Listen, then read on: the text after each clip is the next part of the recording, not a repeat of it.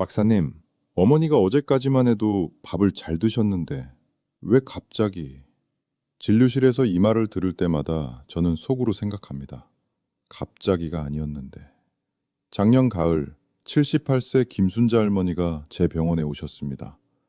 6개월 동안 5kg가 빠졌고 평생 하시던 등산도 그만두셨죠. 가족들은 나이가 드시니까라고만 생각했습니다. 그런데 제 눈에는 보였습니다. 할머니의 몸이 보내는 10가지 신호가 선명하게 보였습니다. 저는 가족들을 불러 이렇게 말씀드렸습니다. 지금부터 1년 어머니와 후회 없는 시간을 보내세요. 그리고 정확히 11개월 후 78세 김순자 할머니는 가족들이 지켜보는 가운데 평화롭게 눈을 감으셨습니다. 딸은 제게 이렇게 말했습니다. 박사님 덕분에 마지막 1년을 선물처럼 보냈습니다. 만약 박사님의 말씀을 듣지 못했다면 아무것도 준비하지 못했을 거예요. 오늘 여러분께 그 10가지 신호를 모두 알려드리겠습니다. 올해로 85세, 저는 50년 넘게 내과 박사로 수많은 노인 환자들의 마지막 순간을 지켜봤습니다. 그런데 놀랍게도 돌아가시기 1년 전부터 대부분의 환자에게 나타나는 공통된 신호들이 있었습니다. 병원 검사에선 나오지 않지만 가족이라면 반드시 알아야 할 이 10가지 변화. 왜 체중이 빠지고, 왜 피곤해지며, 왜 갑자기 옛사람 이야기를 하는지. 수천 명의 마지막을 지켜본 박사로서 지금부터 그 누구도 알려주지 않는 중요한 진실을 말씀드리겠습니다. 이 영상은 사랑하는 가족과의 마지막 시간을 후회 없이 보내고 싶은 분들을 위한 것입니다. 본론에 들어가기 전에 만약 유익할 것 같다고 느끼셨다면 꼭 채널 구독과 좋아요로 응원해 주시면 감사하겠습니다. 앞으로도 시니어 세대 여러분께 도움이 되는 정보를 계속해서 전해드리겠습니다. 저는 노인병원에서 5,000명이 넘는 환자를 진료했고 많은 분들의 마지막 순간을 지켜봐 왔지요. 오늘 여러분께 말씀드리고 싶은 것은 의과대학 교과서에도 없고 대형 병원 의사들도 잘 모르는 소중한 정보입니다. 노인들이 세상을 떠나기 약 1년 전부터 나타나는, 하지만 대부분의 가족들이 놓치는 그 신호들 말입니다. 수천 명의 환자 자료를 분석하며 발견한 이 패턴은 질병과 무관하게 거의 모든 노인에게서 나타납니다. 많은 가족들이 저에게 박사님 갑자기 돌아가셨어요 라고 말합니다. 특히 우리나라는 죽음에 대해 미리 이야기하는 것을 꺼리기 때문에 이런 경우가 더 많습니다. 하지만 50년 임상 경험으로는 진정한 의미의 갑작스러운 죽음은 거의 없습니다. 단지 우리가 그 조용한 신호들을 읽지 못했을 뿐입니다. 2015년에 국내외 노인 병원 환자 1200명을 살펴본 결과 돌아가시기 1년 전부터 뚜렷한 신호를 보인 경우가 무려 92%에 달했습니다. 그런데도 가족 중 이를 알아차린 비율은 겨우 15%에 불과했지요. 여러분은 가족 중에 갑작스럽게 돌아가신 분이 계신가요? 혹시 지금 생각해 보면은 어떤 변화나 신호가 있었는지 기억나시나요? 댓글로 여러분의 경험을 나눠주세요. 첫 번째 신호. 이유 없는 체중 감소. 이는 단순한 식욕 저하가 아닙니다. 50년간 기록한 자료를 보면 생애 마지막 1년에 접어든 노인의 약 78%가 눈에 띄는 체중 감소를 경험합니다. 평균적으로 6개월 동안 체중의 58%가 감소하는데 이는 60kg 노인이 35kg 빠지는 수준입니다. 특이한 점은 이런 체중 감소가 암이나 다른 질병으로 인한 것이 아닌 경우가 많다는 사실입니다. 이것은 우리 몸이 단백질을 만들고 근육을 유지하는 능력이 줄어든다는 신호입니다. 체중이 줄어드는 것은 단순히 살이 빠지는 것이 아니라 근육량이 급격히 감소하고 있다는 증거이지요. 이로 인해 기력이 빠르게 떨어지고 병을 이겨내는 힘도 약해집니다. 우리 병원에 90세 한명숙 할머니가 계셨습니다. 6.25 전쟁 시절에도 끼니를 거른 적 없다고 자랑하시던 분이었지요. 평생 자식들을 위해 밥상을 차리셨고 손주들이 방문할 때면 늘 푸짐한 음식을 준비하셨습니다. 그러다 어느 날 딸이 찾아와 이렇게 말했습니다. 박사님, 어머니가 요새 밥을 잘 안 드세요. 평소 좋아하시던 된장찌개도 국물만 드시고 옷도 2달 사이에 헐렁해졌어요. 암이라도 생긴 걸까요? 우리는 위내시경, CT, 혈액 검사 등 온갖 검사를 했지만 특별한 질병은 발견되지 않았습니다. 6개월 후 90세 한명숙 할머니는 특별한 병 없이 편안하게 눈을 감으셨습니다. 또한 나이가 들면 미각과 후각이 둔해져서 음식의 맛을 예전처럼 느끼지 못하게 됩니다.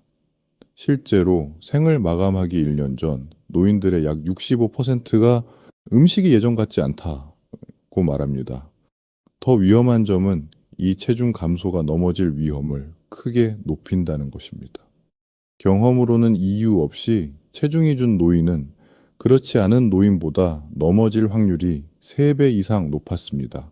근력이 줄어 균형을 잡기 어려워지기 때문이지요. 특히 우리나라 노인들의 경우 잘 먹어야 한다는 생각 때문에 이 시기가 환자와 가족 모두에게 스트레스가 됩니다. 가족들은 더 맛있는 음식, 보양식, 영양제 등으로 상황을 개선하려 노력하지만 결과적으로 이는 오히려 관계의 긴장만 높일 수 있습니다. 환자 가족들에게 항상 조언하는 것은 이 시기에는 음식의 양보다 순간의 즐거움에 집중하라는 것입니다. 할머니가 평생 건강을 위해 못 드시던 아이스크림이 있다면 이제는 그 작은 행복을 허락해 드려도 좋습니다. 실제 사례를 하나 더 들어볼까요? 87세 오병수 할아버지는 6개월 동안 7kg가 빠졌습니다. 온갖 검사에도 원인을 찾지 못했지요. 가족들은 계속해서 잘 드시라고 권했고 이로 인해 식사 시간이 전쟁터가 되었습니다. 제가 제안한 것은 오히려 정반대였습니다. 할아버지가 좋아하시는 소주 한 잔과 함께 소량이라도 즐겁게 드실 수 있는 환경을 만들어 드리세요. 결과적으로 87세 오병수 할아버지의 마지막 3개월은 훨씬 평화로웠고 가족들은 그 소중한 시간을 감사히 여깁니다. 만약 여러분의 부모님이나 배우자가 6개월 내에 체중의 5% 이상을 뜻하지 않게 빠졌다면 이는 분명한 관찰이 필요한 신호입니다. 영양제나 보충제로 해결될 문제가 아닐 수 있으니 이 시간을 소중한 대화와 기억을 만드는 기회로 삼으세요. 두 번째 신호, 이유 없는 지속적인 피로감. 이것은 단순한 피곤함이 아닙니다. 좀 쉬면 괜찮아질 거야 라고 생각하기 쉽지만 이는 충분히 쉬어도 회복되지 않는 깊고 지속적인 탈진 상태를 말합니다. 연구에 따르면 임종을 1년 앞둔 노인의 약 83%가 이런 증상을 보입니다. 진료실에 자주 오시던 75 새 전구진 선생님은 78세까지도 매일 아침 5시에 일어나 동네 새 바퀴를 걸으셨습니다. 평생 공무원으로 일하며 단 하루도 지각한 적 없다고 자랑하시던 분이었지요. 그러던 어느 날 아들이 상담을 요청했습니다. 아버지가 요새 자꾸 피곤하다고 하세요. 산책도 안 나가시고 항상 졸려하시고 예전엔 TV도 늦게까지 보셨는데 요즘은 8시만 되면 주무시려고 해요. 혹시 우울증인가요? 아니면은 치매 초기? 75세 전구진 선생님의 혈액 검사, 심장 검사, 뇌 MRI까지 모든 결과는 정상이었습니다. 하지만 1년 후 그는 평화롭게 세상을 떠나셨습니다.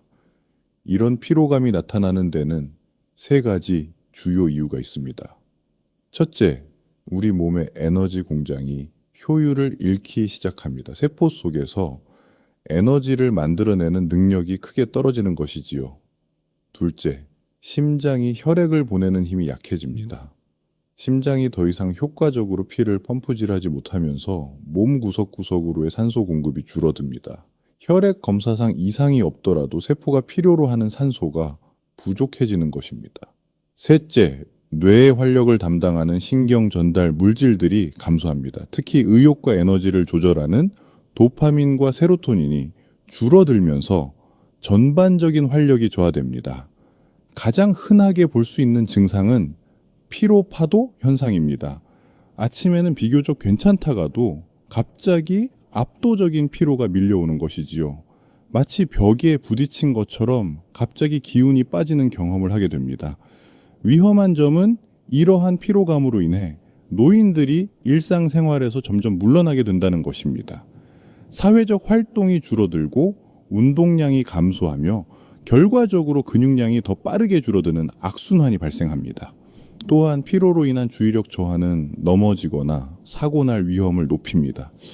특히 우리나라 노인 세대는 게으름을 큰 죄로 여기는 경향이 있어 이런 피로감을 자신의 의지력 부족으로 오해하고 자책하는 경우가 많습니다. 이로 인한 마음의 부담이 상황을 더 악화시키기도 합니다. 실제 환자 중에는 평생 농사일을 하며 부지런히 살아온 82세 송말순 할머니가 계셨습니다. 갑자기 찾아온 극심한 피로감에 내가 게을러졌나 자책하며 무리하게 일을 하려다 결국 쓰러지신 경우도 있었습니다. 50년 경험으로 볼 때 가족들이 가장 큰 실수를 하는 부분이 바로 여기입니다. 더 활동적으로 지내셔야 해요. 운동을 해야 기력이 좋아져요라고 권유하는 것이지요.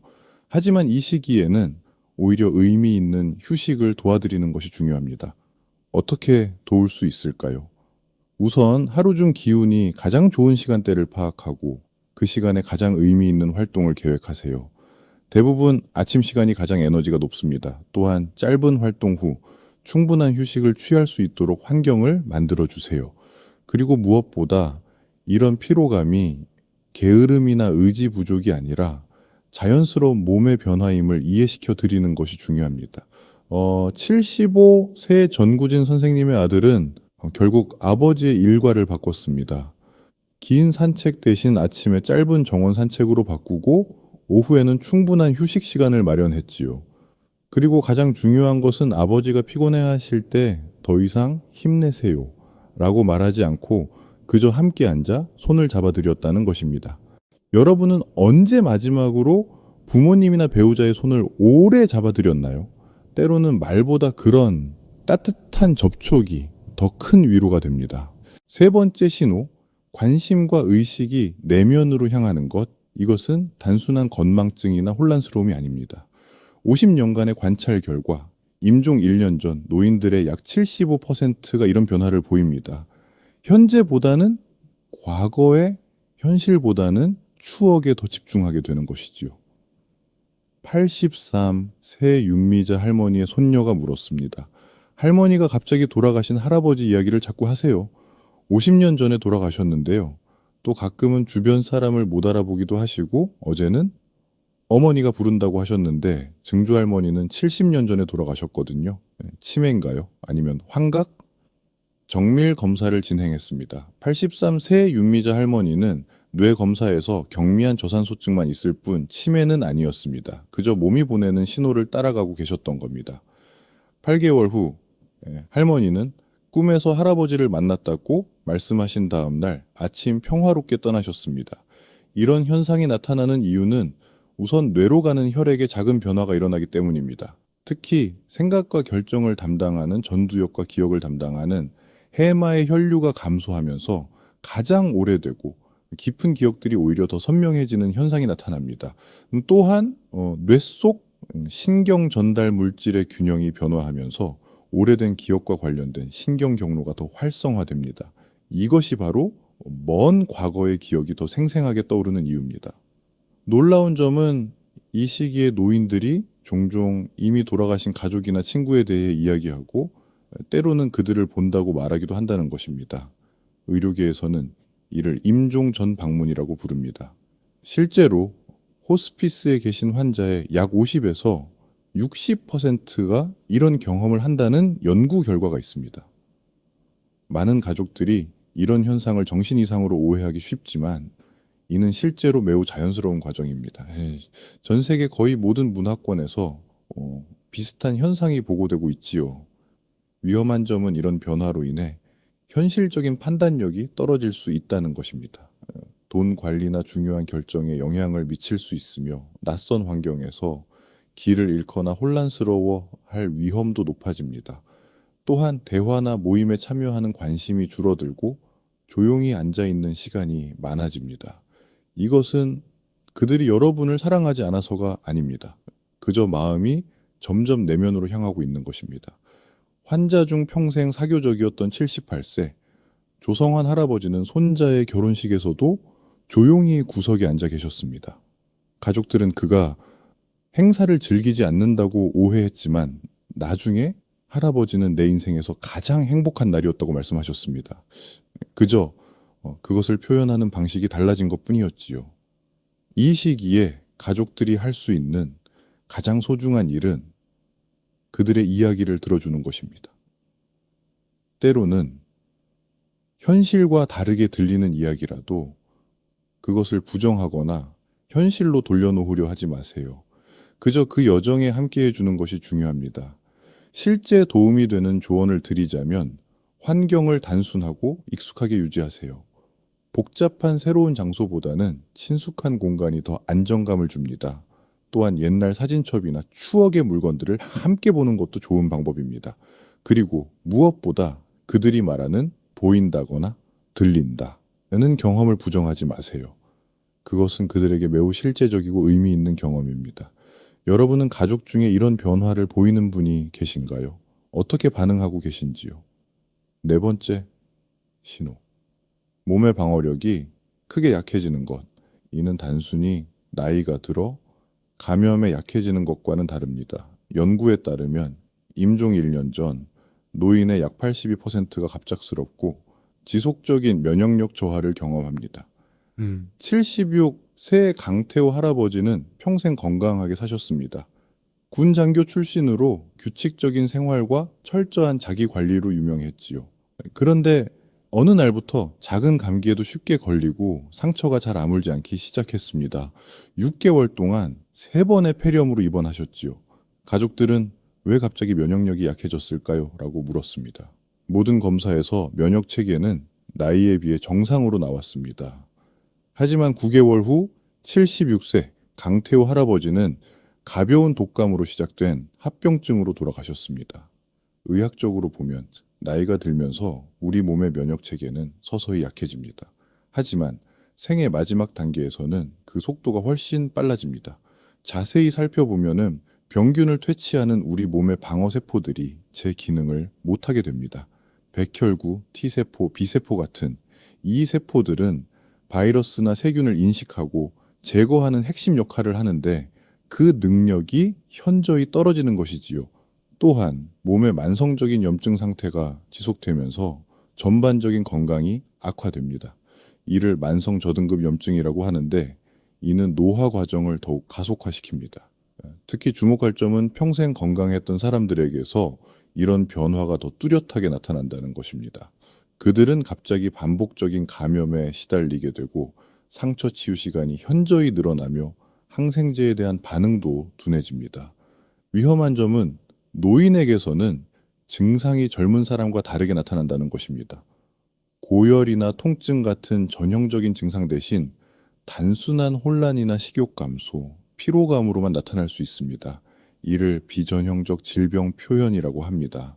예를 들어 심각한 요로 감염이 있어도 노인은 배가 아프다거나 요통을 호소하지 않을 수 있습니다. 대신 갑자기 혼란스러워하거나 평소보다 더 많이 주무시는 것으로 나타날 수 있지요. 이런 특성 때문에 초기 진단이 늦어지고 합병증 위험이 높아집니다. 또 한 가지 중요한 현상은 연쇄적 감염입니다. 하나의 감염이 회복되기도 전에 다른 감염이 시작되는 것이지요. 예를 들어 감기로 시작해서 폐렴으로 진행하고 그 후 요로 감염이 발생하는 패턴입니다. 환자 중 85세 임순덕 할머니는 6개월 동안 기관지염, 대상포진, 요로 감염을 연달아 경험하셨습니다. 각각의 감염은 치료되었지만 회복 기간이 점점 길어졌고 결국 폐렴으로 돌아가셨습니다. 이 단계에서는 과도한 의료적 개입보다 편안함에 초점을 맞추는 것이 중요합니다. 경험으로는 이 시기에 반복적으로 강한 항생제를 사용하는 것이 오히려 삶의 질을 떨어뜨릴 수 있습니다.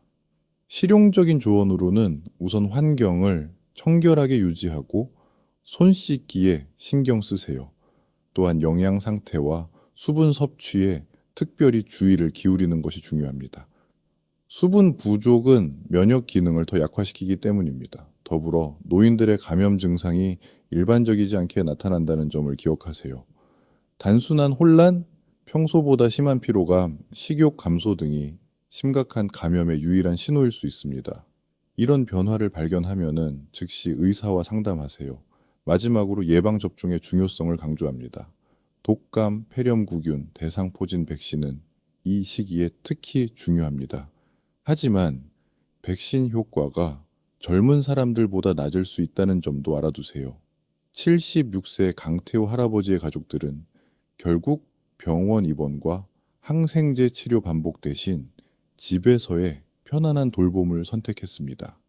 그들은 아버지가 병원 침대보다 자신의 방에서 더 행복해 하신다는 것을 깨달았지요. 마지막 3개월 동안 그들은 불필요한 의료적 개입 대신 좋은 추억 만들기에 집중했습니다. 이것은 어려운 결정이었지만 모두가 나중에 올바른 선택이었다고 말했습니다. 5번째, 신호. 숨쉬기와 혈액순환의 변화. 5번째 신호는 숨쉬기와 혈액순환의 변화입니다. 임종을 약 3에서 6개월 앞둔 노인들에게서 특별한 숨쉬기 패턴이 나타납니다. 깊고 빠른 숨을 쉰 후 잠시 숨을 멈추는 것이 반복되는 것이지요. 연구에서는 임종 전 노인의 약 70%가 이런 변화를 보였습니다. 85세 정밀한 할머니의 딸은 이렇게 물었습니다. 어머니가 요즘 손발이 차갑고 숨을 쉴 때 이상한 패턴이 있어요. 잠깐 숨을 안 쉬다가 갑자기 깊게 숨을 쉬어요. 또 피부가 약간 푸르스름해지기도 해요. 폐렴인가요? 아니면은 심장에 문제가 생긴 건가요? 모든 검사 결과는 정상이었습니다. 사주 후 85세 정밀한 할머니는 평화롭게 잠든 듯 세상을 떠나셨습니다. 이 현상은 뇌 숨쉬기 조절 중추가 변화하면서 발생합니다. 특히 혈액 속 이산화탄소 농도를 감지하는 능력이 변화하면서 숨쉬기 패턴이 불규칙해지는 것입니다. 또한 혈액순환 패턴도 크게 변화합니다. 몸이 중요한 장기에 혈액을 집중시키는 과정이 일어나면서 손발이 차가워지고 피부색이 창백해지거나 때로는 푸르스름해집니다. 이를 말초, 혈액순환 감소라고 합니다. 더 자세한 변화로는 피부의 대리석 무늬 같은 반점이 생기는 것도 있습니다. 이는 특히 무릎과 손에 잘 나타납니다. 이는 피부 혈관의 수축과 확장이 불규칙해지면서 나타나는 현상입니다. 많은 가족들이 이런 변화를 목격하면은 당연히 두려워합니다. 숨을 잘 못 쉬는 것 같아요. 산소가 부족한 건 아닌가요? 라고 걱정하지요. 그래서 종종 산소 공급이나 집중 치료를 요청하게 됩니다. 놀라운 점은 이러한 변화가 환자에게는 크게 불편하지 않을 수 있다는 것입니다. 실제로 이 시기에는 뇌의 산소 부족 감지 기능이 둔화되어 주관적인 호흡 곤란감을 덜 느끼는 경우가 많습니다. 이것은 몸이 자연스럽게 마지막을 준비하는 과정입니다. 위험한 점은 이런 자연스러운 과정을 병적인 상태로 오해하고 과도한 의료적 개입을 하는 경우입니다. 종종 이 단계에서의 산소 공급, 인공호흡기 적용 등은 오히려 불편함만 가중시킬 수 있습니다. 환자 중 92세 환긴철 할아버지의 경우 이러한 호흡 변화가 나타났을 때 가족들은 처음에 적극적인 치료를 원했습니다. 하지만 저는 그들에게 이것이 자연스러운 과정임을 설명했고 대신 할아버지가 편안함을 느낄 수 있는 방법을 제안했습니다. 결과적으로 92세 황인철 할아버지는 병원이 아닌 집에서 사랑하는 가족들에 둘러싸여 평화롭게 생을 마감하셨습니다.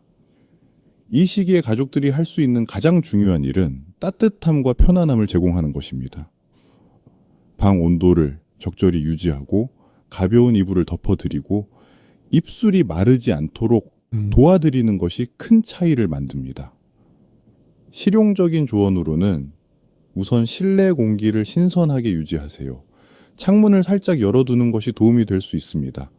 또한 자세를 자주 바꿔주고 얇은 이불을 사용해 온도 조절을 돕고 입술과 입안이 마르지 않도록 작은 스펀지로 물을 적셔 드리는 것이 좋습니다. 무엇보다 이 시기에는 의료적 개입보다 마음의 위로가 더 중요합니다. 손을 잡아주고 부드럽게 말을 걸어주세요. 비록 반응이 없더라도 청각은 마지막까지 남아있는 감각입니다. 그들은 여러분의 목소리를 듣고 있을 것입니다. 여러분은 이런 변화를 본 적이 있으신가요? 그때 어떤 선택을 하셨나요? 생리학적 변화에 이해 노인의 몸에서 일어나는 이러한 변화들은 단순한 노화 현상이 아닌 더 근본적인 생리학적 변화의 일부입니다. 이 과정을 좀 더 깊이 이해하면 우리가 마주하는 변화들에 더 현명하게 대응할 수 있습니다. 우선 세포 에너지 생산 메커니즘의 변화를 살펴보겠습니다.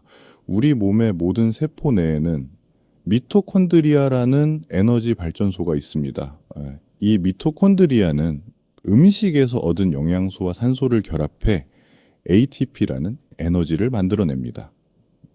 마지막 생애 단계에서는 이 미토콘드리아의 수와 효율성이 급격히 감소합니다. 마치 발전소의 일부가 꺼지고 나머지도 최대 출력으로 일하지 못하는 상태와 비슷합니다. 이로 인해 세포는 평소처럼 기능하는 데 필요한 에너지를 생산하지 못하게 됩니다. 특히 에너지 소비가 많은 근육세포, 면역세포, 뇌세포가 가장 큰 영향을 받습니다. 이것이 바로 체중 감소, 피로감, 면역력 저하의 생물학적 기반입니다. 심장 펌프 기능의 변화도 중요한 요소입니다. 심장은 나이가 들면서 펌프 효율이 자연스럽게 감소합니다. 하지만 생애 마지막 단계에서는 심장 근육의 수축력이 더욱 약해지고 심장 박동을 조절하는 전기 신호 체계도 불규칙해집니다. 결과적으로 몸 전체에 필요한 만큼의 혈액과 산소를 공급하지 못하게 됩니다. 재미있는 점은 이런 변화가 일반적인 심장 검사에서는 잘 드러나지 않는다는 것입니다. 초음파나 심전도가 정상 범위처럼 보일 수 있지만 실제 기능은 미세하게 저하되고 있는 것이지요. 이것이 바로 의학적 검사는 모두 정상인데 환자는 계속 피로감을 호소하는 이유입니다. 이러한 신체 변화를 이해할 때 중요한 것은 이것이 병리적 과정이 아니라 자연스러운 삶의 마무리 과정이라는 점입니다. 모든 생명체는 성장과 번식 이후에 자연스럽게 쇠퇴하는 단계를 거칩니다. 우리 몸은 이 과정을 가능한 한편안하게 만들기 위해 여러 적응 메커니즘을 작동시킵니다. 예를 들어 호흡 변화는 몸이 점점 덜 필요로 하는 산소를 적절히 조절하는 방법입니다. 또한 말초 혈액 순환의 감소는 중요 장기의 혈액을 집중시켜 핵심 기능을 최대한 오래 유지하려는 전략이지요. 이는 마치 침몰하는 배에서 중요한 구역에만 전력을 공급하는 것과 비슷합니다. 가족들이 임종 준비를 할 때 실질적으로 도움이 되는 몇 가지 방법을 알려드리겠습니다. 우선 법적, 의료적 결정을 미리 준비하는 것이 중요합니다. 연명 의료결정법에 따라 사전 연명 의료의향서를 작성해 두면 불필요한 의료적 개입을 줄이고 환자의 뜻을 존중할 수 있습니다. 또한 재산 상속이나 장례 방식에 대한 희망사항도 미리 확인해 두는 것이 좋습니다. 이런 대화는 시작하기 어렵지만 평소 건강할 때 조금씩 자연스럽게 나누는 것이 좋습니다. 예를 들어 뉴스나 드라마에서 관련 주제가 나왔을 때 가볍게 물어보는 것도 방법입니다. 혹시 나중에 건강이 안 좋아지면은 어떻게 지내고 싶으세요? 특별히 하고 싶은 일이 있으신가요? 같은 질문은 부담 없이 대화를 시작할 수 있습니다. 호스피스와 완화 의료 서비스를 적극 활용하는 것도 매우 도움이 됩니다. 우리나라에서도 이제 많은 병원과 기관에서 호스피스 서비스를 제공하고 있습니다. 이들은 통증 관리뿐 아니라 심리적, 영적 지원까지 전문적인 도움을 제공합니다. 또한 가정 호스피스 서비스를 통해 병원이 아닌 집에서도 전문적인 돌봄을 받을 수 있습니다. 돌봄 제공자인 가족의 건강도 매우 중요합니다. 가족 중 한 사람이 아프면 모든 관심이 그분에게 집중되지만 돌보는 사람의 건강도 똑같이 중요합니다. 충분한 휴식, 자신만의 시간, 필요하다면 전문적인 심리 상담을 받는 것도 좋은 방법입니다. 지역 내 가족, 돌봄 지원 센터나 자조 모임을 찾아보는 것도 도움이 됩니다. 마지막 순간의 의미를 찾는 것은 환자와 가족 모두에게 큰 위안이 됩니다. 실제로 생애 회고 인터뷰나 영상 편지, 가족 역사 기록 등은 소중한 유산이 될 수 있습니다.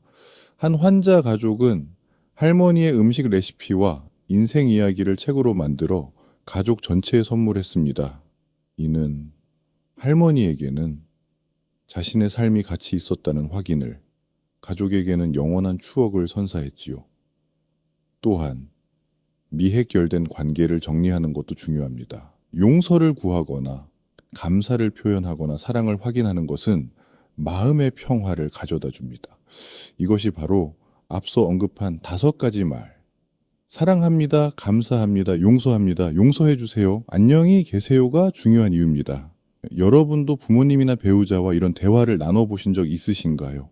준비가 되었다고 느끼시나요? 이 5가지 신호를 알고 있다면 여러분은 이제 갑자기 돌아가셨어요 라는 말을 하지 않게 될 것입니다. 대신 마지막 순간까지 의미 있는 시간을 함께 할 수 있을 것입니다. 박사로서 50년간 배운 가장 중요한 교훈은 죽음이 끝이 아니라 삶의 일부라는 것입니다. 그리고 좋은 죽음을 위한 첫 번째 단계는 그 신호를 인식하는 것에서 시작됩니다. 환자의 딸이 저에게 말했습니다. 박사님, 이 신호들을 알았기에 저희는 아버지와의 마지막 3개월을 평생의 선물로 간직할 수 있게 되었습니다. 여러분도 그런 선물을 받으실 수 있기를 바랍니다. 오늘 여러분이 실천할 수 있는 한 가지는 가족에게 5마디 말을 전하는 것입니다. 사랑합니다. 감사합니다. 용서합니다. 용서해 주세요. 안녕히 계세요. 꼭 마지막이 가까워졌을 때만 하는 말이 아닙니다. 매일 조금씩 나누는 이 말들이 결국 후회 없는 이별을 가능하게 합니다. 여러분은 오늘 어떤 말을 전하고 싶으신가요? 조금이라도 도움이 되셨다고 느끼신 분은 꼭 채널 구독과 좋아요 부탁드립니다.